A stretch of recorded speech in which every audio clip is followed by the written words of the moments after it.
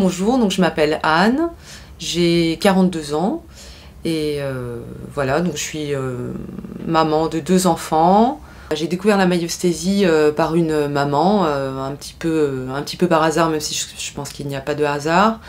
Elle m'a littéralement expliqué que la maïeusthésie lui avait sauvé la vie, donc ça m'a quand même interpellée. J'ai pris contact avec Roland Koyac directement pour voir si lui aussi il pouvait m'aider, voilà. J'avais un souci particulier à gérer, j'avais une volonté globale de mieux-être. Je suis venue avec un objectif précis. Au final, on a travaillé sur cet objectif-là, mais sur d'autres aussi.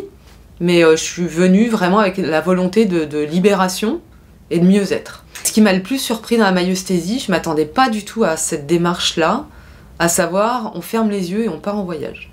On part en voyage à la rencontre de soi-même, à la rencontre des autres.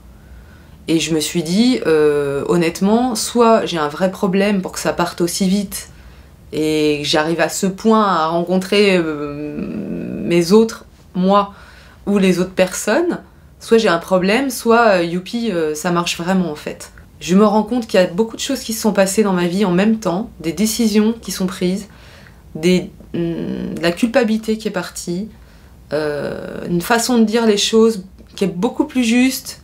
J'ai l'impression que j'ai un regard beaucoup plus aiguisé et que tout ce que j'acceptais avant, qui pouvait passer avec le prix de la culpabilité, aujourd'hui ce n'est plus possible. C'est comme si ça me permettait de reprendre les rênes de ma vie.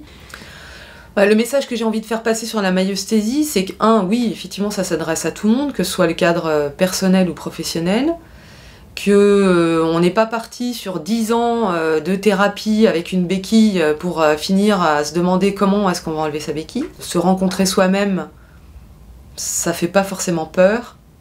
Des fois on récupère des êtres de soi qui ont été effectivement abîmés, mais on peut récupérer aussi beaucoup de belles personnes, des belles parts de soi.